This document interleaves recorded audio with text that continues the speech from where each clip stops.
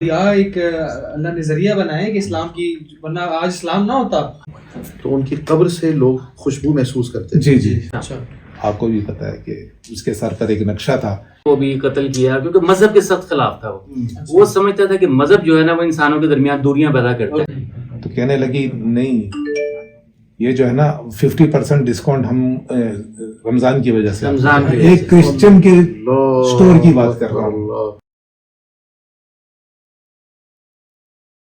السلام علیکم ورحمۃ اللہ وبرکاتہ. سب وعلیکم السلام. خیریت سے سارے؟ الحمدللہ. ماشاءاللہ ہمارے ساتھ ہمارے پرانے کو ہوسٹ تشریف فرما ہے، ساتھ میں ہمارے علامہ صاحب بھی موجود ہیں، ساتھ میں سرجی موجود ہے، اور آج ہمارے ایک بہت ہی اسپیشل گیسٹ ہیں اس پوڈ کاسٹ کے لیے. ہمارے بڑے ہی پیارے ہیں، ہمارے بڑے ہیں، حفیظ انکل کہتے ہیں ان کو. حفیظ انکل خوش آمدید آج کے پوڈ کاسٹ میں. اور یہ ہے کہ حفیظ انکل نے ماشاء اللہ کافی ممالک، بہت سے ممالک دنیا کے پھرے ہوئے ہیں، اور 25-30 سال انہوں نے باقی دنیا میں، سینٹرل ایشیا میں اور ساؤتھ افریقہ میں، اور کافی سے ممالک میں پھرے ہوئے ہیں. تو حفیظ انکل سے شروع کریں گے کہ سب سے پہلے بتائیں آپ کیسے ہیں، طبیعت کیسی، خیریت سے؟ شکر الحمدللہ، اللہ کا بڑا کرم ہے. آپ چلیے اللہ کا شکر، الحمدللہ سب ٹھیک. اپنے زندگی کے تجربات جو آپ نے 12 ممالک میں گزاری ہوئی ہے زندگی، اس سے ہمیں مستفید فرمائیں. اور سب سے پہلے ذرا یہ بتائیے گا کہ کتنے ملک آپ گھومے اور کہاں پہ آپ نے وقت ویسے گزارا؟ تو بہت ہیں جہاں پہ میں متاثر ہوا جن ممالک میں جا کے اسلام کے بارے میں، تو ان کی بات کریں گے آج. ٹھیک ہے، تو اس میں سب سے پہلے تو میں ازبکستان کی بات کروں گا کہ ازبکستان کا جو کیپٹل ہے وہ تاشکند ہے. امام بخاری کا ملک. جی جی، امام بخاری رحمۃ اللہ علیہ، جو جنہوں نے حدیث بخاری شریف لکھی، تو وہ اسی علاقے سے تعلق رکھتے ہیں. ہاں جی. تو وہ جو ان کی جائے پیدائش ہے وہ بخارا ہے. جہاں ان کا مزار ہے وہ سمرقند کے سمرقند کے اندر ان کا مزار ہے، تو وہاں بھی میں گیا. اس کے علاوہ اندیجان ہے، فرغانہ ہے، جہاں پہ بابر بادشاہ پیدا ہوا، جو ہندوستان کا مغل شہنشاہ ہے بابر. ازبکستان ایک تاریخ رکھتا ہے، ٹھیک ہے، مسلمانوں کی اس پہ. تو امام بخاری رحمۃ اللہ علیہ کے مزار پہ بڑے اللہ تعالیٰ نے ہمیں وہاں پہ شرف بخشا کہ آپ نے حاضری، ہم وہاں چلے گئے. ضرور ہے. لیکن وہ سردی کے دن تھے جب میں وہاں گیا تھا. تو ویسے وہ ممالک ذرا سرد زیادہ ہیں. جی، سردی زیادہ تھی وہاں پہ، ہاں جی. تقریباً -15 وغیرہ چل رہا تھا. تو اندر باہر تو ظاہر ہے وہ سمرقند کا مطلب ہے زیادہ پھلوں والا ہے، میٹھے پھل. سمرقند، جی جی. تو ہم گئے وہاں پہ، تو وہاں پہ کہیں پورے ازبکستان میں کوئی ناشپاتی کا درخت ہم نے نہیں دیکھا. اچھا. ٹھیک ہے، ہم نے وہاں مزار کے ایریا میں جتنے بھی درخت تھے ان میں کوئی ناشپاتی کے درخت تھے. بڑے پریشان ہوئے کہ یہ یار ناشپاتی یہاں پہ کیا مطلب، اس موسم میں تو ناشپاتی نہیں ہوتی. تو ہم نے وہاں کا جو مقامی لوگ ہیں جو وہاں پہ مزار کے اندر ہوتے ہیں وہ، تو میں نے ان سے پوچھا کہ یہ ناشپاتی، بولے بس برکات ہے ہمارے امام صاحب کے. جی. تو میں نے کہا کہ ہم کھا سکتے ہیں؟ ہم لوگ کھاؤ. جی. تو میں نے ان سے کہا کہ ہم لے جا بھی سکتے ہیں؟ بولے نہیں، لے جا تو نہیں سکتے، خراب ہو جائے گی. تو ہم 3-4 لوگ تھے، ہم نے کہا چلو تھوڑا سا لے جاتے ہیں برکات کے طور پہ. تو ابھی ہم واپسی پہ جب جا رہے تھے تو وہ خراب ہو گئے تھے راستے میں. اس مزار کے اندر کے ایریا میں آپ یوز کر سکتے ہیں، مطلب کھا سکتے ہیں. مطلب اس ایریا سے باہر نکلے اس ایریا سے باہر خراب ہو جاتے ہیں. تو یہ ایک برکات تھی وہاں کی. امام بخاری رحمۃ اللہ تعالیٰ علیہ جب ان کا وصال ہوا تھا تو ان کی قبر سے لوگ خوشبو محسوس کرتے تھے. جی جی. ان کی قبر کے ارد گرد بہت خوشبو آیا کرتی تھی. اور جب آپ رحمۃ اللہ تعالیٰ علیہ کی ولادت ہوئی تھی تو اس وقت آپ کی آنکھیں بینا نہیں تھیں. تو یہ حضرت سیدنا ابراہیم علیہ السلام، اللہ کے نبی ہیں، خلیل اللہ علیہ السلام، وہ ان کی والدہ ماجدہ کے خواب میں تشریف لائے تھے، اور پھر حضرت سیدنا امام بخاری رحمۃ اللہ تعالیٰ علیہ کو آنکھیں ملی تھی. ان کی سوانح عمرے کے اندر یہ ملتا ہے. اور لوگوں نے ان کی قدر نہیں کی نا اپنے اس دور میں، جب آپ یہاں پہ اپنے علاقے میں احادیث مبارکہ کا درس دیا کرتے تھے. اگرچہ کہ آپ کے تلامذہ بہت تھے، لیکن عامت الناس کے اندر خصوصی طور پہ نا آپ کو عزت اور توقیر کا وہ مرحلہ نہیں تھا جو آج ہر ایک شخص یہ جانتا ہے. وہ عظیم محدث ہیں, ان کی خدمات بہت ہیں. ہر شخص جو یہ کہتا ہے جی حدیث بخاری کی ہونی چاہیے, تو پہلے ایسا نہیں تھا. لیکن امام بخاری رحمۃ اللہ تعالیٰ علیہ نے پھر بھی بہرحال کٹھن وقت گزار کے انہوں نے حدیث پاک کی بڑی خدمت کی. یہ بڑا تاریخی علاقہ ہے ازبکستان. جی بہت یہ برکات ہے اس کی کہ بھئی وہ اس سے باہر گئے تو شاہ نقشبند رحمۃ اللہ تعالیٰ علیہ بھی ازبکستان کے اندر ہیں. ہمارے بہت سے ایسے ہمارے اکابرین کے اندر ایک بڑی تعداد ہے جن کے متعلق یہ ملتا ہے. وہ سمرقند, بخارا اور تاشقند کا انہوں نے سفر کیا اور وہاں انہوں نے علوم حاصل کرنے کے لیے, حدیث پاک کا علم لینے کے لیے انہوں نے وہاں تک کی رسائی حاصل کی. اچھا, یہ ناشپاتی کا جو آپ نے بات کی تو یہ ایک بغیر سیزن کے تھا, سیزن بھی نہیں تھا, اور دوسرا ادھر سے باہر لے جانے پہ خراب ہو جاتا ہے. اس کی وجہ برکات ہے. یہ اس جگہ تو سمرقند کے علاوہ اور کون سی جگہیں ہیں جہاں پہ آپ تاریخی مقامات تو تاریخی مقامات تو وہی تھے جو میں نے ابھی نام دیا کہ سمرقند, بخارا, اندیجان, فرغانہ, اور یہ مطلب ایک تاریخی جگہ ہے.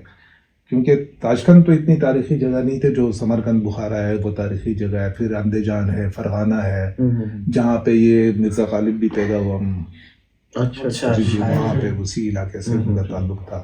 اب بابر بادشاہ جب پہلے مغل شہنشاہ تھے تو وہ بھی وہیں پیدا ہوئے. تو وہاں پہ جو مسلمان ہیں, اگر مسلمان کی تعداد کتنی ہے؟ غیر مسلم بھی وہاں پہ غیر مسلم بھی ہیں, مطلب مسلمانوں کی تعداد زیادہ ہے. اور کیونکہ انہوں نے اس دین کے لیے بڑی قربانیاں دی تو اس وجہ سے وہ دین سے زیادہ محبت کرتے ہیں. فرض کریں اگر میں نے کوئی آیات پڑھ لی تو وہ بہت غور سے سنیں گے اور مجھے اپنے گھر میں انوائٹ کریں گے کہ آپ میرے گھر میں آئیے, یہ آیات پڑھیے, یا قرآن شریف کی تھوڑی سی آیات پڑھ لیں تاکہ میرے گھر میں برکت ہو جائے. وہ بہت محبت رکھتے ہیں دین سے, اس کا کوئی شک نہیں ہے. اچھا حفیظ صاحب, مساجد کی تعداد کتنی ہے وہاں پہ؟ مساجد تو ابھی مطلب جب سٹارٹنگ تھا اس وقت تو مطلب 1-2 ہی ہوں گی. اس کے بعد انہوں نے بنانا شروع کی. جو تاریخی مسجد تھی وہ تو بند تھی, اس کو دوبارہ انہوں نے جب ری اوپن کیا تب اس کے بعد اس کی صفائی وغیرہ اور کلر وغیرہ کی, اس کو رینوویٹ کیا. تو اذان کی اجازت ہے؟ جی اذان کی اجازت تو ابھی تو خیر ازبکستان ایک اسلامی ملک میں شمار ہوتا ہے تو الحمدللہ اذان بھی ہوتی ہے. تو اتفاق سے ایک مسجد میں گیا, میں نے وہاں اذان دی تو کافی لوگ آئے اور کافی لوگ جو ہے نا وہ ہاتھ پکڑ کر کے لے جا رہے ہیں کہ آج آپ ہمارے مہمان ہیں. میں ان کے پاس پھر تقریباً 1 ہفتہ رہا, تو بہت مہمان نواز قوم ہے الحمدللہ. بڑی ان کا دین سے بڑا لگاؤ ہے, اصل میں لگاؤ دین سے, باعمل مسلمان. اچھا, ان کے ہاں بھی اسی طرح ہمارے ہاں جس طرح سے ہمارا پہناوا یا ہماری ریت رواج قدیم اسلام کے ساتھ ریلیٹڈ ہیں, اسی طرح وہ اب آپ جو داڑھی مبارک کے متعلق یا لباس کے متعلق میں پوچھنا جی لباس کے بارے میں تو ابھی وہ پینٹ شرٹ ہی پہن رہے تھے جب تک میں وہاں تھا. جی کیونکہ وہ اس طرف جو پرانا ان کا جو کلچر تھا وہ تو ظاہر ہے جب لینن کا دور تھا تو اس ٹائم تو وہ جو ان کے جو آباء و اجداد تھے اس زمانے کی بات ہے. پھر وہ آہستہ آہستہ ختم ہوتا رہا. تو پھر یہ جو ہے نا جو رشیا میں جو عام لباس تھا اس لباس پہ آئے. تو ابھی تک تو وہی چل رہا تھا, لیکن آہستہ آہستہ ابھی آ رہے ہیں. جیسے ہماری عورتیں یہاں پہ قمیض, لمبی قمیض اور فراق وغیرہ پہنتی ہیں, یا سر پہ وہ کپڑا وغیرہ باندھتی ہیں. جی جی ٹھیک ہے, جس طرح چادر ہو یا دوپٹہ ہو اس طرح وہ کرتے ہیں. جی اور گاؤں کے اندر آپ دیکھیں کہ جس طرح پردے کا ہے اہتمام وہاں پر موجود ہے. جی جی جی جی اگر ان کی طرف کسی کی نظر ایسی غلطی سے بھی پڑ جائے تو وہ لڑنے لگتے ہیں کہ ہمارے گھر کی طرف ہم نے جھانکا کیوں. جی جی جس طرح بتایا کہ مؤذن کی عزت ہے, غیرت والے, اور مہمان نوازی کا بتا رہے تھے کہ ایک اذان دی تو سارے آگے لے جاتے ہیں, آپ کو لے جاتے ہیں. دین سے محبت والے لوگ ہیں, مہمان نواز لوگ ہیں. اچھا, لینن کی آپ نے بات کی, وہ تو بڑا ظالم اور جابر الوقت گزرا ہے اس کا, اس کے متعلق وہ تو ظاہر ہے وہ کمیونزم کا دور تھا. جی تو جتنے اس نے ظلم کیے وہ مسلمانوں کے ساتھ وہاں, کیونکہ کافی بڑا ایریا تھا, یہ سلطنت عثمانیہ کا ایک حصہ تھا. جی جی جی ٹھیک ہے, یہ ترکستان کہلاتا تھا. تو اس زمانے میں جب یہ لینن آیا تو اس نے تمام ایریے مسلمانوں سے لے لیے اور مسلمانوں کے ساتھ جو ظلم و ستم کیے وہ تو اللہ بہتر جانتا ہے کہ کیا ہوا تھا، کیونکہ اصل حقائق تو کوئی بتائے گا نہیں. جس طرح وہاں بزرگوں نے کہا کہ جناب ہمارے جو آباء و اجداد تھے پہلے جو دین سے کافی لگاؤ رکھتے تھے، تو انہوں نے کیا کیا کہ ان کو اس زمانے میں ٹرین کا سفر زیادہ ہوتا تھا، تو ٹرینوں میں بھیڑ بکریوں کی طرح بھر کے یہ سائبیریا میں ان کو ٹھنڈے علاقوں میں چھوڑ دیے، یہ ظلم کیا گیا. تو پھر کس طرح انہوں نے سروائیو کیا، کس طرح وہ بھی ایک ہسٹری ہے اس کی بھی، کس طرح انہوں نے دین کو اپنے قائم و دائم رکھا. انڈر گراؤنڈ جو ہے نا وہ قرآن کی تعلیم و تربیت ہوتی تھی. اچھا. تو نمازیں بھی انڈر گراؤنڈ ہوتی تھیں. لینن کے دور کی بات کرتا ہوں، ابھی تو خیر کافی وہ ہوا کہ میخانوں کے نیچے وہ پڑھتے تھے، درسگاہیں تھی تاکہ ان کو شک بھی نہ ہو یار میخانوں کے نیچے تو نہیں پڑھ سکتے، اور ان کے پراپر بیسمنٹ بنا کے وہاں پہ قرآن کسی نہ کسی بہانے اگر کوئی آ گیا، کوئی بچہ آ گیا، اس کو کسی بہانے سے سلائی کڑھائی کا کام یا کوئی ایسا کام کے لیے وہ آیا، ساتھ ساتھ سلائی بھی کر رہا ہے اور دوسرا استاد اس کو قرآن بھی سکھا رہا ہے ساتھ ساتھ، تاکہ آواز باہر تک نہیں جائے. بڑے کٹن بڑا عظمت کا وقت تھا یہ دین کی حفاظت کے لیے، دین کی ایک لگاؤ تھا، ایک لگاؤ تھا. ظاہری وہ کسی فن سیکھنے کے لیے آتے تھے، لیکن اندر جو ان کا مقصد تھا علم حاصل کرنا تھا. بالکل یہی بات، انہوں نے اپنے ایمان کو زندہ رکھا. سب سے بڑی بات ہے قربانیاں دی ہیں نا. حفیظ صاحب نے جیسے فرمایا کہ اپنے ایمان کی بقا اور سلامتی کے لیے یہ سچے دین کی نشانی یہی ہے. جو سچا نظریہ سچا دین ہے وہ ہر دور میں اللہ تعالیٰ نے اسے محفوظ رکھا. اب دیکھیں ہم ہسٹری پڑھیں تو چنگیز خان نے آدھی سے زیادہ دنیا فتح کی تھی. آج منگولوں کا نام و نشانی نہیں ہے دنیا. دیکھا جائے تو پوری آدھی دنیا کوئی کم رقبہ تو نہیں ہے، اور ان کے کوئی نہ کوئی نظریات یہاں رہنے چاہیے. کہتے ہیں اس کی پوری جو اولاد ہے وہ پوری دنیا میں پھیلی. جی وہ نظریہ ختم ہو گیا، اس کے ساتھ ہی ختم ہو گیا. اس کے جو جانشین تھے ان کی زوال کے ساتھ اس کا نظریہ بھی ختم ہو گیا. ظلم کو تو چنگیز خان کا جو بیٹا تھا آخری، جی تو وہ تو مسلمان ہو گیا تھا، وہ بھی اسی ایریا میں مطلب. ہاں جی وہ چنگیز خان کا پوتا تھا، اور وہ برقے خان کے نام سے تاریخ سے جانتی ہے، اور وہ مسلمان ہو گیا تھا. یقیناً یہ بھی اللہ تعالیٰ جی ایک یعنی وہ دکھایا ہے کہ جب اسلام بالکل دنیا سے ختم ہو رہا تھا تو اللہ نے سلسلہ قادریہ کے ایک بزرگ تھے، مبلغ تھے، اللہ کے ولی تھے، کہ انہوں نے کوشش کی تھی، اور کوشش سے پھر دیکھیے سینکڑوں ہزاروں افراد یک بارگی اسلام کے اندر شامل ہوئے. اگر ہم دیکھا جائے تو اس طرح اولیاء ایک اللہ نے ذریعہ بنایا ہے کہ اسلام کی، ورنہ آج اسلام نہ ہوتا، ورنہ آج اسلام ایک بہت ہی چھوٹی وہ مائنورٹی رہ جاتا.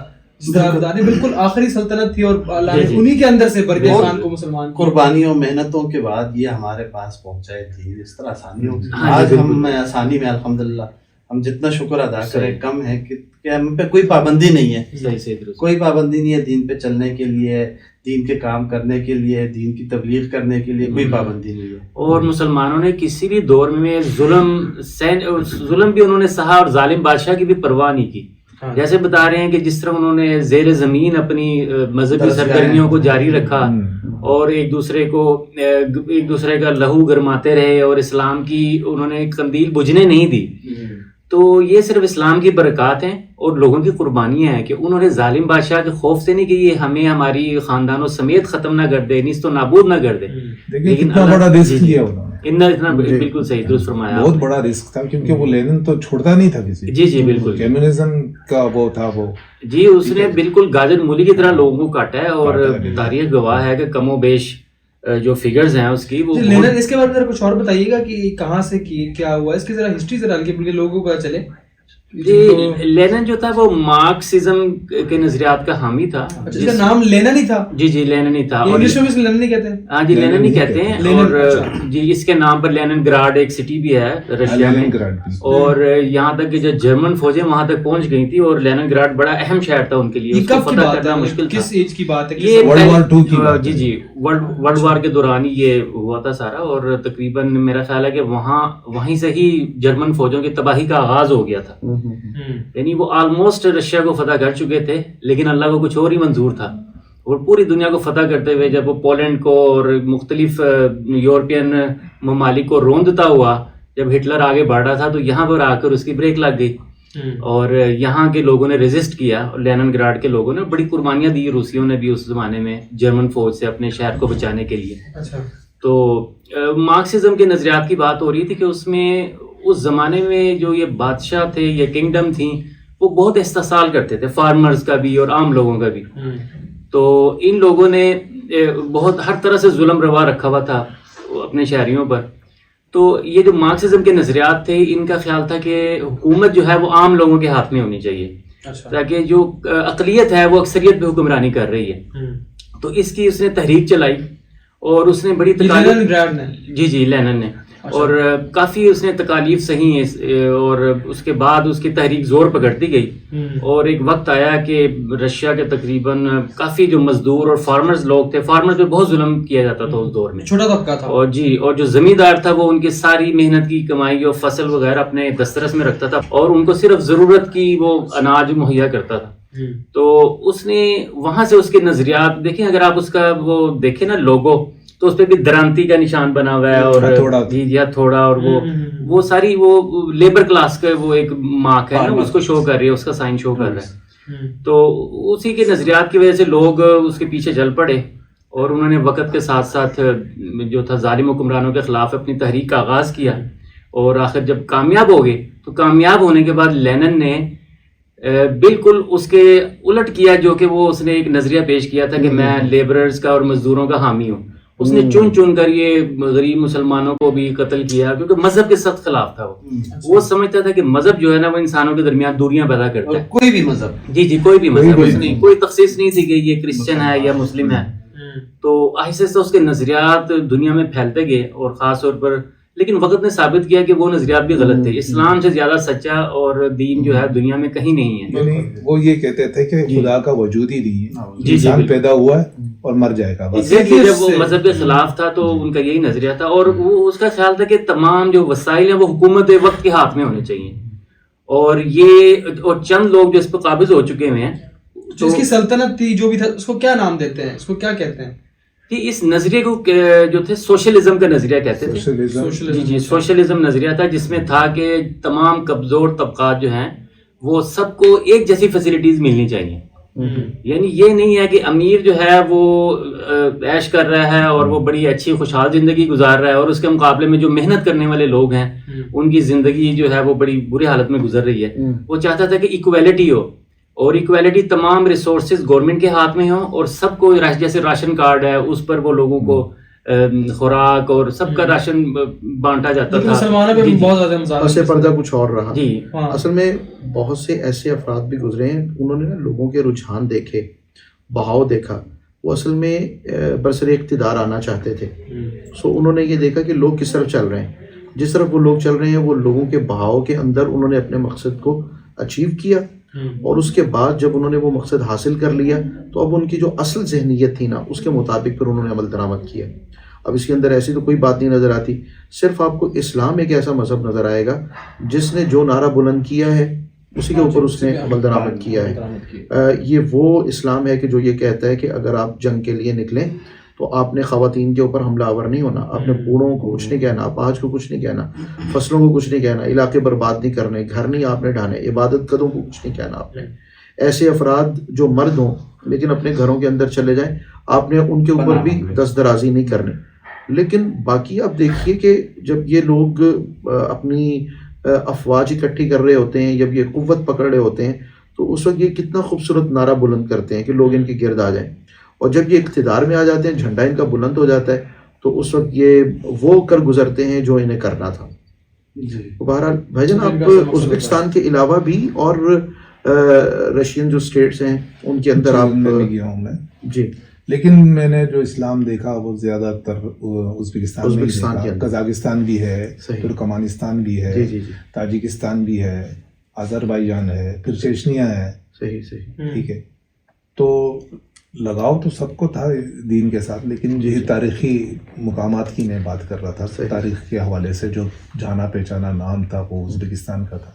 اب کی جو موجودہ صورتحال ہے، یعنی اسلام زیادہ اس کی جو رمق ہے وہ ازبکستان کے اندر زیادہ ہے. جی، باقی ممالک کے نسبت. باقی ممالک جو سینٹرل ایشیا میں ہے اس ٹائم موجود ہے. اس کی بات کر رہے ہیں. جی. اور وہاں جو جمعے کا خطبہ پڑھایا جاتا ہے وہ حکومت کی طرف سے ان کو کوئی خاص نہیں، نہیں، اسپیسیفک گائیڈ لائنز ہوتی ایسا ہیں؟ کوئی نہیں ہے جیسے ہمارے یہاں ہے ویسے ہے. ٹھیک ہے. کیونکہ کچھ وسطی ایشیائی ریاستوں میں سنا ہے کہ وہاں پہ حکومت طے کرتی ہے کہ کس طرح کا خطبہ جو ہے وہ مساجد میں دیا جائے، جیسے سعودی عرب میں ہوتا ہے.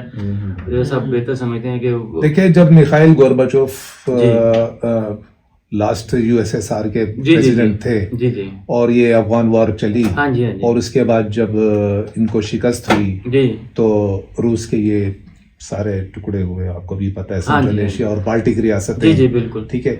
تو اس میں جو بالٹک ریاستیں تھے انہوں نے بھی آزادی کا اعلان کیا. پھر یہ جو ایریا تھا سینٹرل ایشیا کے تو یہ تو سارا ترکستان کہلاتا تھا سلطنت عثمانیہ کے دور کا. یہ بتائیے ہمارے ناظرین کو کہ بالٹک ریاستوں سے کیا مراد ہے؟ بالٹک ریاستیں بالٹک وہ لتھونیا، ایسٹونیا، آپ نے نام سنا ہوگا. جی جی جی جی وہ علاقے ہیں جو نارتھ کی طرف ہے. اچھا اچھا ٹھیک ہے. وہ نارتھ کی طرف ہے سارے. صحیح. تو وہ جو ہے نا وہ اصل میں کیتھولک ہیں، کچھ اس میں کرسچن، مطلب دو طبقات کے لوگ مکس ہیں. تو انہوں نے اپنی فریڈم کے لیے جدوجہد کی. ٹھیک ہے. تو اس میں جو ہمارے جو اسلامی جو کنٹریز ہیں اس میں سب سے پہلے تو تاجکستان ہے، کرگزستان ہے، ازبکستان ہے، قزاقستان ہے، ترکمانستان ہے، پھر آذربائیجان ہے، پھر چیچنیا ہے. ٹھیک ہے. تو اس میں صرف ایک ملک رہ گیا تھا، وہ تھا تاتارستان. تاتارستان کیونکہ وہ رشیا کے بالکل سینٹرل میں ہے تو اگر تاتارستان بنتا تو آدھا ماسکو ان کے پاس چلا جاتا. تو اس لیے ان کو آزادی نہیں دی. اور انہوں نے کوشش یہ بھی کی کہ چیچنیا کو آزادی نہیں دی جائے کیونکہ وہاں پہ تیل کے ذخائر تھے. تو چیچنیا کو بھی انہوں نے ابھی تک انڈیپینڈنس کوئی ایسا نہیں کیا. اچھا ویسے ہمارے خیال میں کہ چیچنیا میں اسلام پسندوں کا زور زیادہ نہیں ہے، جیسے آپ نے کہا کہ ازبکستان میں آپ کو زیادہ اسلام کی وہ کلچر نظر آیا اور ویلیوز نظر آئیں. تو جیسے چیچنیا میں وار بھی ہوئی تھی اور گروزنی میں ہم سنتے تھے، ہم نیوز میں سنتے تھے کہ کافی زیادہ. میں پہلے اس حوالے سے بات کروں، جب یہ افغان وار چل رہی تھی تو اس میں قزاق جو قزاقستان کے لوگ تھے، ازبکستان کے تھے، جتنے بھی مسلم آرمی کے لوگ تھے جو آرمی میں تھے، تو وہ وار اچھی مطلب اسلام کے اس حوالے سے اگر دیکھا جائے تو وہ تو اپنے وطن کے لیے شہید ہونے کے لیے نہیں سوچتے تھے بلکہ اسلام کو مد نظر رکھتے ہوئے وہ کرتے تھے. جو ابھی حال ہی میں آپ کے سامنے جو وار ہوئی ہے کس کے ساتھ ہوئی؟ جارجیا کے ساتھ، یہ آرمینیا کی وار کہہ رہے ہیں، آرمینیا اور آذربائیجان کی. آذربائیجان جی جی. تو اس میں بھی دیکھنے آپ مسلمانوں کے کردار کو آپ دیکھیں، مسلمانوں نے ایک طاقتور ملک کے ساتھ کس طرح مقابلہ کیا. ہاں جی بالکل ٹھیک ہے. اور پھر جو ابھی جو حال ہی میں جو رشیا نے یوکرین میں اس میں جو ولادیمیر پوٹین تھے انہوں نے کس کو استعمال کیا؟ مسلم کو. مسلم زیادہ تر انہوں نے یہ چیچنین جو مسلمان تھے ان کو اپنے اس میں ہولی وار میں کہا کہ آپ بھی ہمارے، کیونکہ رشیا کا حصہ ہیں، آپ لوگ بھی اس میں آئے. جی ہم اس نقطے سے آپ نے بھی دیکھا ہوگا کہ انہوں نے سب سے پہلے انہوں نے اس علاقے کو فتح کیا، بعد میں یہ رشین آرمی وہاں پہنچی ہے، پہلے مسلم آرمی پہنچی تھی. اچھا یہ نہیں بات ہے. چچنیا میں ویسے جس طرح آپ بات کرتے ہیں کہ چچنیا میں مسلمان تو بڑا ادب بڑا کرتے ہیں. اور اس چیز میں ایک بہت مشہور ویڈیو بھی آئی تھی جس میں حضور صلی اللہ علیہ وسلم کے بال مبارک کو آئے تھے اور انہوں نے پراپر پریڈ کی تھی اس چیز پہ، اور پراپر ان کا سولجرز آئے، بلکہ جو بھی ان کی آرمی تھی انہوں نے لائن بنائی، پریڈ کی پیچھے پروٹوکول کے ساتھ، جس طرح یہاں پہ آپ دیکھتے ہیں 6 ستمبر میں یا وہ جو آپ کی تقاریب ہوتی ہے بڑے ادب کے ساتھ وہ لے کر آئے ہیں. تو وہاں پہ بھی اس کام کا وہ تو بڑا نظر آتا ہے. میں نے جب میں وہاں تھا تو میں نے ایک چیز دیکھی تھی کہ حضرت عمر رضی اللہ عنہ کے کہ حضرت عثمان رضی اللہ عنہ کے دور کا ایک قرآن شریف موجود تھا جو کہ ازبکستان میں تھا. جب لینن آیا تو وہ یہ لوگ نا اپنی ذمہ میں اٹھا کے لے گئے. جب یہ آزاد ہوئے ازبکستان تو انہوں نے ریکویسٹ کی کہ جناب ہمارا وہ جو وہ ہمیں واپس لوٹایا جائے. تو میں نے پہلی دفعہ زندگی میں اتنا بڑا پروٹوکول نہیں دیکھا کہ درمیان میں اچھا ہیلی کاپٹر چل رہا ہے, اس کے اچھا سبحان اللہ, 4-5 اس طرف جہاز ہیں اور آگے پیچھے جتنے بھی ہیں, ماشاء تو اللہ. وہ پروٹوکول کے ساتھ واپس ازبکستان میں لایا گیا. قرآن چاہیے قرآن شریف کا پروٹوکول دیا گیا. یہ وہ کیا خوبصورت رمق ہے اسلام کی. واہ. جی جی. اچھا اس دور میں اگر آپ دیکھیں تو سلطنت عثمانیہ کے آثار ادھر ابھی بھی ہیں کہ نہیں؟ مساجد ہو گئے جس فن تعمیر سے وہ بنائے رہے, قلعے تھے, یہ چیزیں ہیں ابھی بھی کہ نہیں؟ وہ نہیں, کچھ آثار تو ہیں. دیکھیں وہ تو آپ کو بھی پتہ ہے کہ ہر دور کے ایک آثار ہوتے ہیں. جی آثار تو ہیں ان میں, اگر وہ آثار نہ ہوتے تو وہ پتہ نہیں آپ مسلم تو کوئی رہتا بھی نہیں. صحیح. آثار تو ان کے دل و دماغ میں چھائے تھے, انہوں نے کس طرح دین کو زندہ رکھا. ویسے تو بھی فن تعمیر کے حساب سے بھی مساجد اس طرح کی موجود ہیں. خوبصورتی کے متعلق بہت سنا ہے, بہت خوبصورت کام ہوا ہے مساجد کے آرکیٹیکچر اندر. ان ایسے کا ہی بڑا جی. آپ نے جو مساجد وہاں پہ دیکھی کیسی ہیں وہ خوبصورت مساجد؟ خوبصورت ہے. بیچ میں ایک بات کر رہا تھا میخائیل گورباچوف کی. جی جی. اس کی جو وائف تھی رئیسا گورباچوف, اچھا آپ کو بھی پتا ہے کہ اس کے سر پر ایک نقشہ تھا اس کے میخائیل گورباچوف کے, جو حال ہی میں جو ابھی یو ایس ایس آر تھا اس وقت, ابھی تو جی جی جی. رشین فیڈریشن بن گیا. ہاں جی بالکل. ٹھیک ہے, تو وہ نقشہ جو آج کل روس ہے اس کا نقشہ تھا. اچھا یہ سنا ہے یہ میخائیل گورباچوف اس کے سر میں اس کے سر پہ تھا. تو وہ رئیسا گورباچوف نے کہا کہ ابھی تو رشیا کی ایسی بھی اکانومی اتنی وہ ہو گئی, ڈاؤن ہو گئی, جی تو کیوں نہ یہ کچھ ممالک کو آزاد کیا جائے, انڈیپینڈنٹ کیا جائے, تاکہ ہم پہ وہ بوجھ نہ پڑے. تو وہ تو مسلمان تھی, جی جی جی. تو وہ پھر انہوں نے جو ہے نا یہ آزادی دی. اچھا اچھا اچھا. یہ 92 کی بات ہے. صحیح بالکل. 92 میں جو لینن کے مجسمے تھے اس کو ایسے گرایا جا رہا تھا کہ بس لوگوں کا ایک غصہ تھا, جی یعنی اینٹ سے اینٹ بجا دی. سینٹ بجا دی, اور کوئی لینن کا مجسمہ نہیں رہا ازبکستان میں, تاجکستان میں, کرگزستان میں, ترکمانستان میں اور قزاقستان میں. صحیح. کیا سمجھتے ہیں کہ لوگ لینن کے نظریات کے خلاف کیوں ہو گئے, حالانکہ وہ بظاہر بڑا پرکشش نعرہ تھا کہ جی سب برابر ہیں, اور امیر لوگوں کے وہ خلاف ایک تحریک شروع کی تھی, کیونکہ لوگوں کے لیے بڑی پرکشش ہے یہ نظریہ. جو ریلیجن سے ریلیٹڈ لوگ تھے جی جی, تو وہ کیا کرتے, اپنے ریلیجن تو چھوڑنے سے, مسلمان تو اپنا ریلیجن نہیں چھوڑ سکتا, آپ کو بھی معلوم اور ہے. کیا آپ سمجھتے ہیں کہ اس جو سوشلزم کا نظریہ تھا وہ کہتا تھا کہ ریلیجن چھوڑ دو, کیا ایسا تھا؟ ظاہر ہے جب سوشلزم کیا تھا, جی جی کوئی خدا نہیں ہے زمین پہ. ڈارون کا ایک نظریہ تو آپ نے پڑھا ہوگا کیا تھا, ڈارون کا کیا نظریہ تھا, اس نظریے پہ چل رہے تھے سارے ایک ہیں اور یہ ہے اور بس خدا. مارکسزم کا نظریہ تھا نا. جی ہاں, وہ تو جی جی. کیونکہ ہمارے جو یوتھ کے نگاہ میں تو یہ ہے کہ بڑا اٹریکٹیو ہے یہ سلوگن کہ سب لوگ برابر ہیں اور وسائل پر سب کا قبضہ, سب کو ایک جیسے وسائل ملنے چاہیے, دسترس ہونی چاہیے, اور کوئی مخصوص طبقہ یا اس کے دسترس میں نہ ہو. جیسے کہ یہاں پہ ہم ہمارے ملک میں بھی دیکھتے ہیں, ہم مافیاز کا نام لیتے ہیں کہ بڑے بڑے کارٹلز ہیں جن کے ہاتھ میں سارا ملک کا نظام ہے, سرمایہ ہے, بزنس ہے, اور ہم عام آدمی پس رہا ہے. اور اس نے بالکل ایک نیا نظریہ دیا تھا کہ عام آدمی کس طرح اپنی حقوق کی جدوجہد کرتا ہے. جس طرح بھی کافی لوگ دیتے آئے ہیں سالوں سے کہ عام آدمی برابر ہوں گے, جی جی. تو لیکن یہ لینن کا نظریہ بڑا عرصہ وہاں پہ رہا بھی, اور لوگ اس کو اس کی خاطر لوگوں نے کافی تحریک میں حصہ بھی لیا اور قربانیاں بھی دیں اور اسے اپریشیٹ بھی کیا. تو یہ ایک دم کیا ہوا, یعنی لوگ کیا کہتے تھے اس نظریے کے بارے میں, کیا اس نظریے کی وجہ سے رشیا ٹوٹا ہے یا جو اکانومی ان کی کولیپس ہوئی ہے؟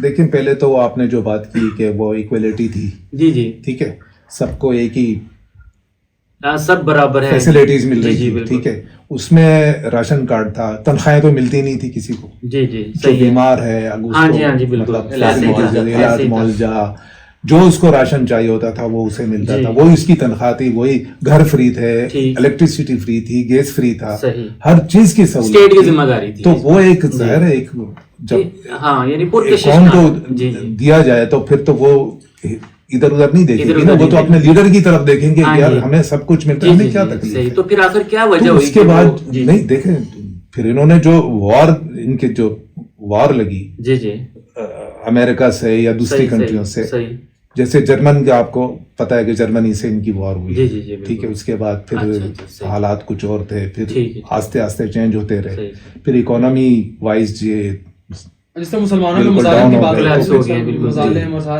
مظالم جو انہوں نے کیے جب سلطنت عثمانیہ کو انہوں نے پاش کر دیا. جی جی. تو ایک دن تو آتا ہے نا جی کہ تاریخ اپنے آپ کو دہراتی ہے. دوسرا سٹارٹ میں خود کو امپاور کرنے کے لیے پاور میں لانے کے لیے سب کے لیے یہ نعرہ تھا. جی جب پاور میں آ گیا تو اصلیت پھر کھل گئی. اصلیت بالکل گئی. ایسے ہی یہاں پہ بھی ایسے ہی ہے. پاور میں جب آ جاتے ہیں لوگ تو پھر جی بدل جاتے ہیں اور حقیقت سامنے بعد میں وہ مافیاز بھی ٹیک اوور کر لیتے ہیں جی. نئی شکل میں. صحیح. تعلیمی اسٹرکچر کے متعلق بھی آپ کچھ جانتے ہیں؟ وہاں کی اب جو یونیورسٹیز ہیں یا اسکول کے ادارے ہیں وہ کیا حکومت کی ذمہ داری ہے یا نجی اداروں کے اندر ہی بچے تعلیم پاتے ہیں؟ مدارس کی صورتحال کیا ہے؟ مدارس تو مذہبی جب میں تعلیم، وہاں دنیاوی تھا اس تعلیم. وقت مدارس اتنے نہیں تھے کیونکہ وہ جو شخص چاہتا تھا کہ میرے بچے دینی تعلیم حاصل کر لیں جی تو وہ تو یا تو وہ انڈیا جاتے تھے یا پاکستان آتے تھے یا اور دوسرے ممالک اسکول انڈونیشیا کالج وغیرہ جاتے تھے. اسکول کالج وغیرہ. اسکول کالج بالکل ہے وہاں پہ. تو یونیورسٹیز ایسی بھی ہیں کہ جو دنیا کے اندر اپنا کچھ مقام رکھتی ہوں. کاسکو یونیورسٹی ہے قزاقستان میں، ہوں. وہ مقام رکھتی ہے. اور وہاں سے تو لوگ یہاں پہ اکثر پڑھنے آتے تھے. جی. پاکستان میں سننے کو ملتا تھا کہ پہلے جی کراچی یونیورسٹی میں آ رہے ہیں. ایکچولی بات یہ ہے کہ وہ اصل میں وہاں وہ انگلش سے بہت نفرت کرتے ہیں.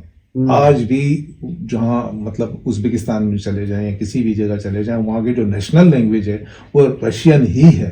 جی آج بھی وہ انگلش کو اتنا پسند نہیں کرتے جتنے وہ رشین کو کرتے ہیں کیونکہ رشین شروع سے ہی جی جی ایک قومی زبان ہے. قومی زبان رہی ہے. جیسا ابھی یہاں اردو ہے جی جی تو ظاہر ہم اردو کو ترجیح دیں گے. کوئی اور زبان ہم پہ مسلط ہو گئی تو ہم کیسے اس کو کور کریں گے؟ اس میں ٹائم لگے گا. نیشنلسٹ ہیں ازبکستان جیسے ازبک ہیں ابھی وہ ازبک کو آہستہ آہستہ ڈیولپ کر رہے ہیں تاکہ یہ نیشنل لینگویج ہو جائے. جس طرح قزاق ہیں وہ بھی چاہ رہے ہیں کہ ہماری اپنی زبان جو ہے وہ نیشنل ہو جائے. اس طرح ابھی سلو اس پہ کام ہو رہا ہے. اور ہم جو ہیں ہم لوگ چکروں میں لگ رہے ہیں دوسرے راستے میں لگے ہوئے ہیں. ہم 74 سال ہو گئے اور ہمیں یہ نہیں پتا کہ ہمیں کون سی لینگویج اڈاپٹ کرنی چاہیے. ہم ابھی تک فیصلہ نہیں کر پائے. سلیبس چینج ہوتا ہے، کبھی انگلش میں آتا ہے کبھی اردو میں آتا ہے، کبھی انگلش میں آتا ہے کبھی اردو میں آتا ہے. بچے بھی لوگ بھی پڑھائی ایجوکیشن سسٹم سارا کہنے کو تو اردو ہے ہماری قومی زبان لیکن آپ نہیں ہماری فرسٹ لینگویج ہے وہ انگلش ہے. فرسٹ لینگویج انگلش ہے فرسٹ لینگویج اسی لیے پیچھے رہ گئے ہم. اور دنیا کی ہر قوم اپنی زبان میں تعلیم دیتی ہے، چاہے سائنس ہو ٹیکنالوجی ہو، وہ اپنی زبان میں پڑھنا اور پڑھانا پسند کرتے ہیں. چائنا کی ایگزامپل لے لیں، جرمنز کی لے لیں، فرینچ کی لے لیں، وہاں پہ بھی ڈاکٹرز ہوتے ہیں اپنی زبان میں پڑھتے ہیں.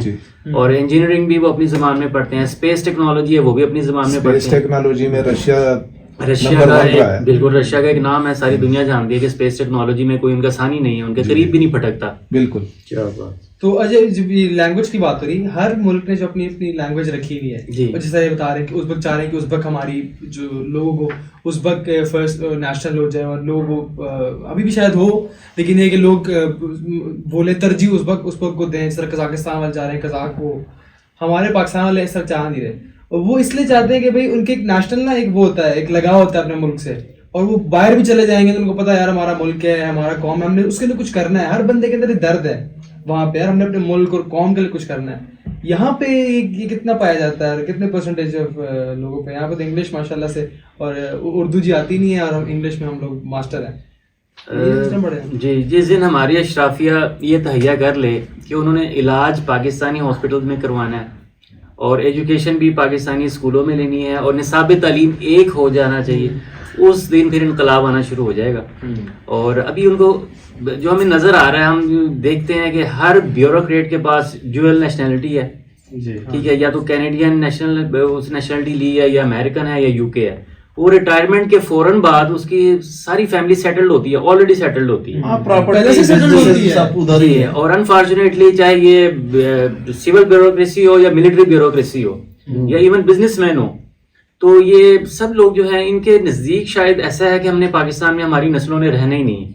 تو وہ کام کیا کریں گے؟ تو وہ کام کیا کریں گے یہاں پہ؟ ڈیفینیٹلی ان کا اس ملک سے نہ وہ لگاؤ ہے، نہ کنیکشن ہے، نہ انہوں نے یہاں پہ رہنا ہے. جی جی. اور انہوں نے باہر ہی چل جانا ہے سب نے. تو وہ کام یہاں پہ کیا کریں گے؟ جس طرح کہہ رہے ہیں ابھی ازبکستان ہو گیا، چچینیا ہو گیا. میں چچینیا کے کچھ ویڈیوز دیکھ رہا تھا، ہم سے تو بہتر ڈیولپڈ ہے. جی روڈز بڑے صاف ستھرے ہیں، بڑے اچھے بلڈنگز بنی ہوئی ہیں. حکومتیں جو ہیں وہ اپنی نیشن کے نمائندے ہیں اور ہماری جو حکومتیں ہیں وہ اپنی نیشن کے نمائندے نہیں، اپنی فیملی کے نمائندے ہیں. ہاں جی حکمران جو ہے ہمارے.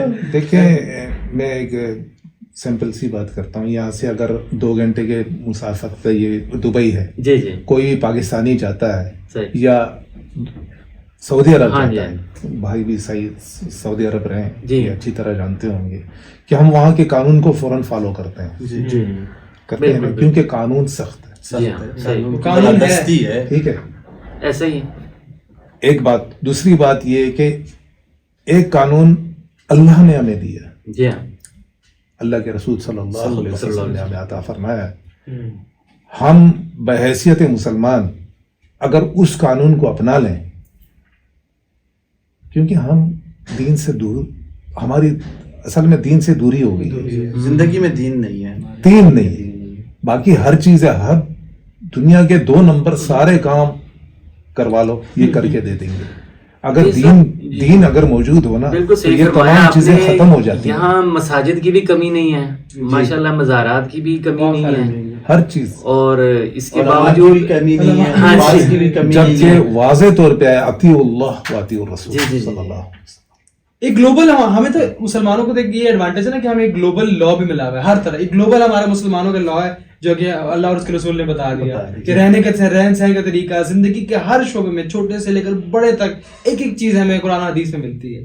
ٹھیک ہے, پھر بھی ہم لوگ اس پہ نہیں چلتے. حالانکہ جو کرسچنس کو دیکھ لیں, ان کا کوئی اس طرح گلوبل لا نہیں ہے, ان کا جوز میں بھی دیکھ لیں, ان کا کوئی اس طرح کا, جس طرح ہمیں ایک احکامات دیے گئے, ان کو کوئی اس طرح کے وہ ان کا کمانڈ نہیں. اصل میں نا یہ جو عامت الناس ہوتے ہیں نا, انہیں کمانڈ کرنے کے لیے حکومت ہوتی ہے. حکومت کا ایک بہت بڑا کردار ہے.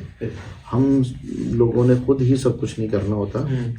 جو قوم ہوتی ہے, عامت الناس ہوتے ہیں, رعایا ہوتے ہیں, وہ بے لگام بھی ہوتے ہیں, اور ہر کام کے اندر سستی بھی ہو جاتی ہے, اور تجاوز بھی کر جاتے ہیں, مطلب دونوں اینڈ پائے جاتے ہیں. اب ضرورت اصل میں یہ ہے کہ آپ کے پاس کتنے ممالک ہیں پوری دنیا میں؟ 59. تو آپ کے پاس جی مسلم کنٹریز جو ہیں, مسلم کنٹریز کے اندر آپ کی جو حکومتیں ہیں وہ کتنے مسلم ہیں. یہ چیز یہ سب سے بڑھ کر ہے. جہاں آپ کی حکومت صحیح طور پہ مسلم ہوگی, ریاست پوری کی پوری اسی طرح سے چلے گی جس طرح رسالت میں آپ صلی اللہ علیہ وسلم نے حکم فرمایا. اب لوگ چلتے ہیں یا نہیں چلتے؟ لوگ تو چلتے ہیں, ورنہ مدارس کیوں بڑھیں, مساجد کیوں بڑھیں, افراد کیوں بڑھیں, دین کیوں بڑھے؟ مطلب آپ یہ دیکھیے اشاعتی ادارے بڑھتے چلے جا رہے ہیں, مدارس بڑھتے چلے جا رہے ہیں, مساجد میں تعداد بھی بڑھتی چلی جا رہی ہے. جمعۃ المبارک میں مساجد چھوٹی پڑ جاتی ہیں, عیدگاہوں کی طرف رخ کیے جاتے ہیں. اسلام ہے, اسلام نہیں ختم ہوا الحمدللہ. سیاسی طور پہ جو اسلام ہے, ریاستی طور پہ جو اسلام ہے, ہمارے دین کے اندر ہمارے ریاست کے اندر جو اسلام ہونا چاہیے وہ نہیں ہے. جس دن وہ آیا اور ساتھ میں جہاد شامل ہوا تو آپ یہ دیکھیے گا اسلام سب سے بلند ہے. بالکل اسلام ہوگا تو غزوہ ہند ہوگا نا, تو یہ مسلمانوں کے ساتھ ہی ہونا ہے نا. تو انشاءاللہ تعالیٰ پھر وقت وہ آئے گا جو بات ہم کریں گے وہی ہوگا. آج کل غزوہ ہند کی آپ نے بات کی علامہ صاحب, آج کل دکاندار اور وہ نا بڑے جذبے میں نظر آتے ہیں. اس طرف نہ چلے جائیے. نہیں ویسے بات تو کر رہے ہیں کہ دین اور اسلام کی بات ہو رہی ہے, تو پیچھے سے وہی کام طور پہ یہ ماشاءاللہ ازبکستان کے جو لوگ ہیں, ہم مکہ مکرمہ مدینہ طیبہ جاتے ہیں, خصوصی طور پہ جب حرم پاک کے اندر طواف کر رہے ہوتے ہیں تو یہ لوگ خصوصی نظر آتے ہیں. بڑے پیارے, محبت والے, دھیمے مزاج والے, نرم خو لوگ ہیں یہ اس طرح سے. تو اور کوئی خاص آپ کی کوئی یاد اس علاقے سے وابستہ ہو تو آخر میں کچھ وہ شیئر فرمائیے. ایک بزرگ سے میری ملاقات ہوئی, میں نے کہا کچھ ہمیں بتائیے, تو کہنے لگا کہ کیا بتاؤں. میں نے کہا کوئی دینی بات ہو تو بتائیں. تو کافی سوچ میں پڑ گیا اور کہنے لگا کہ جب میرے آباء و اجداد میں میرے دادا تھے تو وہ ماں باپ کو حج کے لیے لے جاتے ہیں, کہ اس زمانے میں پیدل حج ہوتا تھا. یا آپ کو پتہ ہے, آپ کو بھی یاد ہو, بڑی بات ہے, تو یہاں سے بیری جہاز جاتے تھے کراچی سے. اس زمانے میں ہوائی جہاز کا سفر لوگ کم ہی کرتے تھے, بیری جہاز, اور اس سے پرانی بات تو پھر قافلے کی شکل میں ہوتا تھا. تو اس زمانے میں اتنی غربت تھی کہ ازبکستان جو اس وقت ایک ریاست تو نہیں تھی, سلطنت عثمانیہ کا ایک حصہ تھا. اس زمانے میں ایک کہہ رہے ہیں میرے دادا اپنے ماں باپ کو کیسے حج پہ لے گئے, میں آپ کو بتاؤں. میں نے کہا بتائیے. تو کہنے لگے کہ وہ جس طرح نہیں چھاپڑی وہ جو چنے بیچتے ہیں، ایک چھاپڑی اس طرف لگی، ایک طرف درمیان میں ڈنڈا لگا کے، اللہ اللہ اللہ بولے ایک میں ماں کو بٹھایا، ایک میں باپ کو بٹھایا، ضعیف العمر تھے، اللہ اور کہنے لگے طویل یہاں سفر کیا انہوں نے۔ یہاں سے چل پڑے پیادل پیادل چل پڑے۔ شاباش۔ اللہ اب اندازہ لگائیں یہاں سے ازبکستان سے وہ داخل ہوئے ہوں گے جی جی جی یہاں پہ ترکمانستان میں، ترکمانستان جی۔ کے بعد وہ آذربائیجان میں، آذربائیجان سے وہ ایران، ایران سے پھر یہ عراق میں، اور عراق کے بعد یہ پھر مطلب یو اے ای میں، یو اے ای کے بعد پھر سعودیہ میں داخل ہوئے ہوں گے، اور وہ مکۃ المکرمہ اور مدینہ پاک کی طرف روانہ ہوئے، پھر واپسی۔ صحیح۔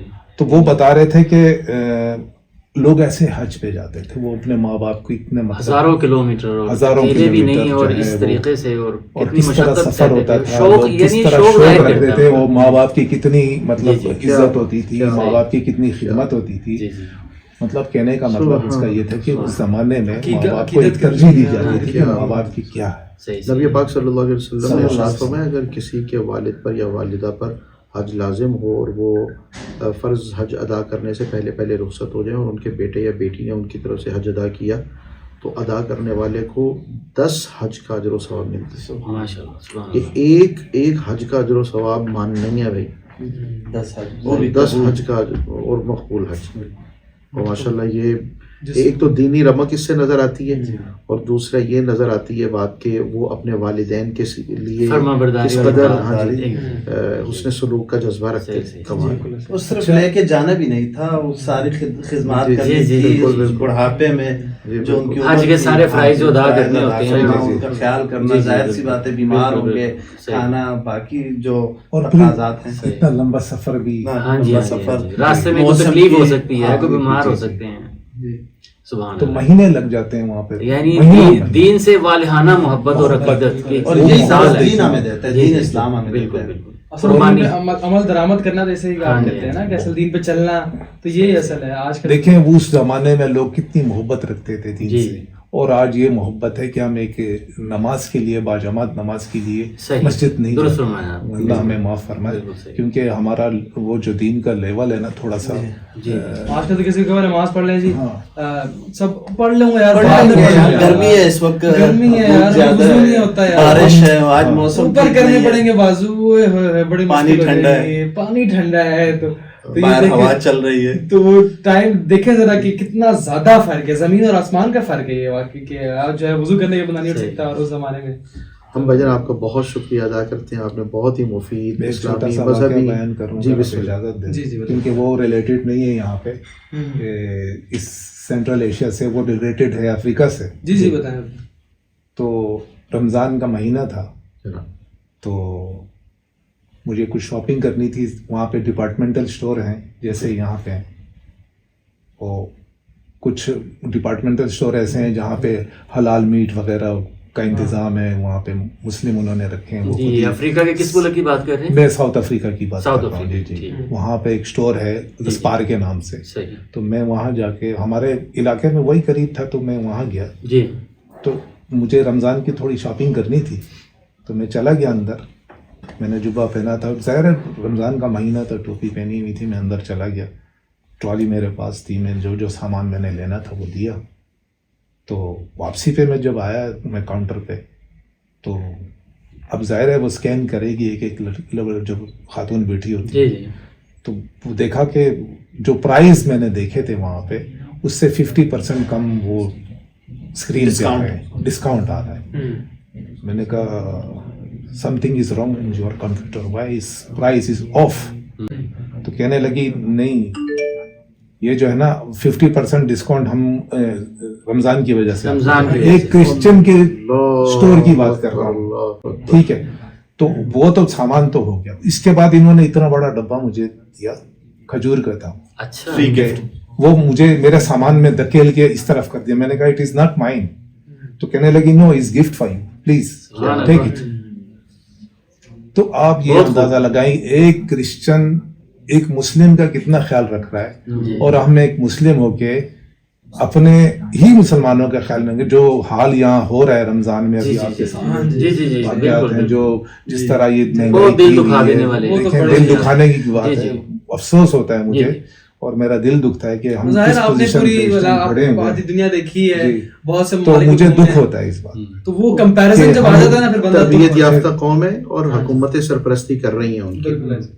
काफी जिस तरह हाफिज अब्दुल तारिक, काफी लोगों को मैंने सुना जो बाहर से आए, इस तरह जावेद भाई भी हैं और भी बंदा को बाहर से आता है ना, तो दुख होता है। जावेद भाई ने तो जावेद भाई ने भी ऐसे मुल्क में थे माशाल्लाह, वहाँ भी लोग ऐसे नहीं करते जैसे यहाँ पे। जावेद भाई आपको भी पता है इस बात का, तो दिल दुखता है फिर। जिस तरह आजकल फ्रूट का हाल है, हम हज पे गए तो हमारे यहाँ पे तकरीबन कोई उस वक्त 3.5 लाख रुपए के करीब या 3 लाख के करीब अमाउंट चल रही थी हज पे, जो हुकूमत की तरफ से था ना, पूरे का पूरा पैकेज। और इंडिया से जो लोग आए वो कहने लगे कि जी हम तो तकरीबन कोई 1,64,000 में आए, और वो हमें बताने लगे कि हमारा जो इंडिया से सऊदीया तक का फ्लाइट का जो फेयर होता है ना, वो हज के दिनों में हाफ कर दिया जाता है गवर्नमेंट। और हमारे यहाँ उस वक्त ऐसा था कि रमज़ान मुबारक से पहले जो हमारे PIA का फेयर होता था 57, 58, 62, 63, और हज के दिनों में वो 1 लाख को क्रॉस कर चुका होता था। ये कोई 12-13 साल ये चीज पाकिस्तान में पाई जाती है कि बाकी वाले का बताया, वो मैंने सुना है कि तरबियत से बड़ी क्रिसमस के मौके पर ना UK की एयरलाइंस और ये इनके भी फेयर बढ़ जाते हैं। अब ये मुझे इस चीज का एग्जैक्टली इल्म नहीं है कि क्रिसमस पे तो डिस्काउंट्स होते हैं, क्रिसमस से पहले डिपार्टमेंटल स्टोर पे होता है, लेकिन एयरलाइंस के बाद ऐसे दिनों में जब रश ज्यादा हो जाए तो फेयर बढ़ जाते हैं। और आई डोंट नो एग्जैक्टली कि इसकी क्या रीजंस हैं, क्या है, कैसे है, लेकिन बहरहाल जो लामा साहब ने भी फरमाया, लेकिन इंडिया के जो इंडिया के साथ देते हैं हाँ 50%, इंडिया सब्सिडी भी देते हैं ना कि ट्रैफिक बढ़ गई, ठीक है, फेयर्स बढ़ जाएंगे, जाहिर बात है, डिमांड बढ़ गई एक चीज सही की, है, लेकिन उसी चीज को बेहतर करेंगे, उस चीज को बढ़ाएंगे, उस चीज को सब्सिडीज लगाएंगे, पैसा उतना भी खर्चेंगे अपने अवाम को। वहां से मुसलमानों ने हज के लिए जाना है, तो देखें वो किसी न किसी तरीके से उनको सब्सिडी दे रहे हैं, अकोमोडेट कर रहे हैं और एहतराम कर रहे हैं उनकी मजहबी। पाकिस्तान का अपोजिट हो जाते हैं ना, इधर से मावनीन जाते हैं हाजियों के साथ, जो गवर्नमेंट हुज्जाज जाते हैं उनके साथ मावनीन जाते हैं जो इधर गवर्नमेंट मुलाजिम होते हैं। अच्छा सही। उनका टिकट, उनका वीज़ा, उनकी अकोमोडेशन, उनको पर डे उधर मुआवजा दिया जाता है रियाल में। अच्छा, तो वो सारे हाजियों के एक्सपेंस पे जा रहे होते हैं और फ्री में जा रहे हैं, पैसा हुकूमत का अलग जाएगा। और हर मिनिस्टर और इस तरह जिस मजहबी उमूर के मिनिस्टर है इनको कोटा होता है बाकायदा कि 50 इसके हैं, 30 इसके हैं, 20 इसके हैं, जिसको नवाजना है नवाज दो। तो उनको पाकिस्तान में भी सैलरी मिलती है, जिस इदारे में एक टीचर है या आर्मी में है या नेवी वगैरह में ये लोग जाते हैं। का क्या लगी, गाइड होते हैं? हाँ वो गाइड होते हैं, ग्रुप के साथ जाते हैं। हाँ ग्रुप के साथ जाते हैं, उनकी ड्यूटी ये होती है कि उधर जाके इनकी रहनुमाई करनी है, जबकि वो खुद रहनुमाई के काबिल होते हैं, होते ही नहीं है, उनको खुद रहनुमाई की जरूरत होती है क्योंकि वो भी पहली दफा जा रहे होते हैं। बस वो मिनिस्टर वाले के जानने वाला था, उसका बेटा था, तो चलो फरमाइश की हाँ जी वो नवाजना होता है, बस नवाज। तो ऐसे हज के बारे में हम क्या कमेंट्स करें हम?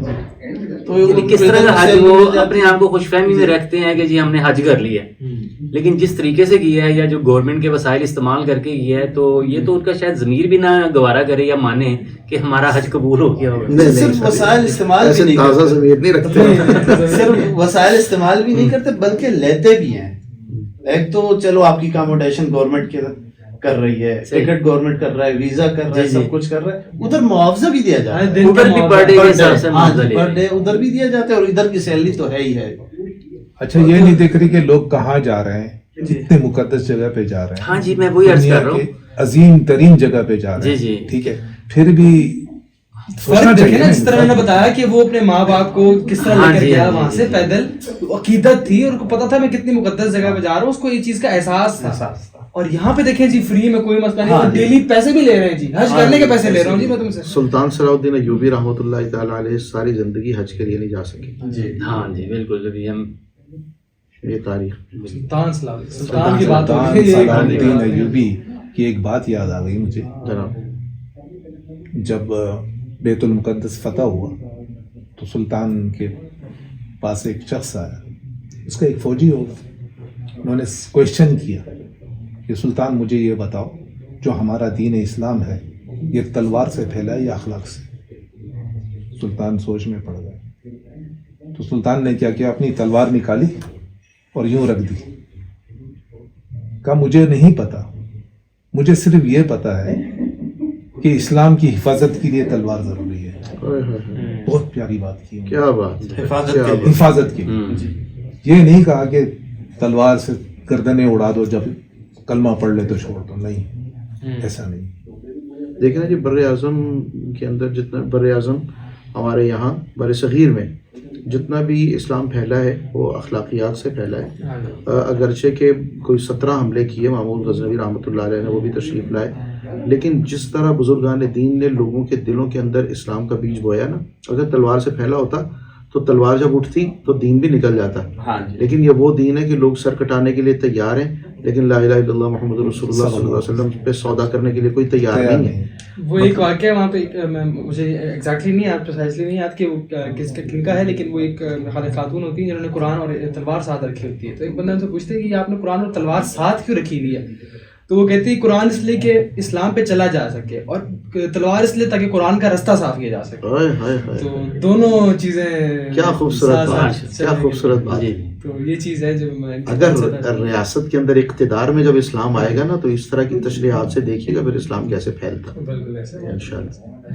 تو یہ چیز ہے آپ کا, ہم نے ماشاء اللہ ایکسپیرینس بھی سنا باہر کے, آپ نے دیکھے, اور پاکستان میں افسوس کی جو کچھ مجھے یاد تھا وہ میں نے ابھی افریقہ اور دیگر ممالک رہتے ہیں, وہ انشاءاللہ اگلے ایپیسوڈ میں کریں گے جو ساؤتھ افریقہ کے ایکسپیرینسز ہیں, وہاں کے مسلمان کیسے, بھی وہاں پر اچھے خاصے مسلم کنٹریز ہیں, تو ان کے بارے میں ذرا بات کریں. جس قدر آپ نے ہم سے شیئر کی اپنی معلومات, مفید اسلامی مذہبی لوگوں کے متعلق اور وہاں کے وسائل, حالات, واقعات کے متعلق میں, ہم اس پہ آپ کا شکریہ ادا کرتے ہیں سب, اور امید کرتے ہیں انشاءاللہ. آخری میں کوئی اچھا پیغام کوئی دینا چاہے نام صاحب, آپ کو بتا دیں اس حوالے سے, کریکس آف دا ویڈیو بتا دیں, ایک اچھی بات بتا دیں کہ کیا ہونا چاہیے, لوگوں کو کس طرح چلنا چاہیے. ہم نے جو بات کی ہے کہ ایک جس طرح حج کی بات کر رہے تھے اور یہاں کے حج کی بات کر رہے تھے, تو یہ پاکستان میں ایسے لوگ ملتے ہیں عام طور پہ, تو اس کی ذرا بھی بات کر دیں. اچھی بات تو سلطان صلاح الدین ایوبی رحمۃ اللہ علیہ کے حوالے سے وہ کر چکے ہیں. میں ایک چھوٹی سی بات کرنا چاہتا ہوں جناب. میں یہ چاہ رہا ہوں کہ جو ہمارے جو ایجوکیشن سسٹم ہے پاکستان کے اندر, وہ ایک اچھے ہاتھوں میں چلا جائے, ایک اچھے ٹیچر کے پاس چلا جائے, ایک اچھے معلم کے پاس چلا جائے, جو محبت سے, پیار سے ہمارے لوگوں کو یہ سمجھا سکے, ہمارے بچوں کو یہ سمجھا سکے کہ دین کیا ہے. بیسک, جب ہم دین سیکھیں گے تو سب کچھ اسی میں آ جائے گا. ہمارے اندر اخلاق بھی آ جائے گا, ہمارے اندر ایمانداری بھی آ جائے گی, ہمارے اندر سچائی بھی آ جائے گی, ہمارے اندر جو ہے کافی چیزیں دین آ جائے گا, پوری دنیا میں اس کے لیے آخرت بھی مل جائے گی. سب سے اہم چیز یہ ہے ہم اپنی زندگیوں میں سب سے پہلے دین لیں. ہاں, اپنی زندگی یہ سب سے اہم ہے. تو جو بھی لوگ ہیں, ناظرین ہیں اور لوگ دیکھنے والے ہیں, ان کو بھی آخری پیغام یہی ہے کہ دین کو خود پڑھیں اور دین پہ عمل کرنے کی خود کوشش کریں. دوسروں کو تو اسکولنگ ٹھیک ہے, اچھی چیز ہے, آپ بتا سکتے اور جب خود اپنی زندگی میں عمل کریں گے نا, تو دوسروں پہ ہمارا کہنا اثر بھی کرے گا. اخلاص پیدا کریے اپنی عبادات میں, اخلاص پیدا کریں.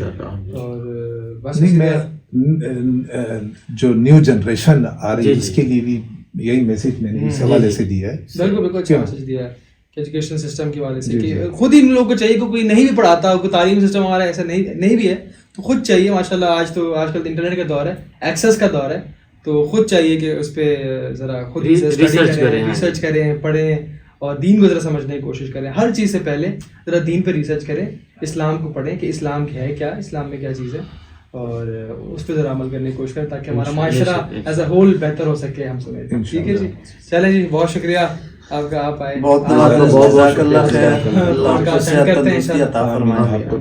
اگلا ایپیسوڈ کریں گے پھر انشاءاللہ.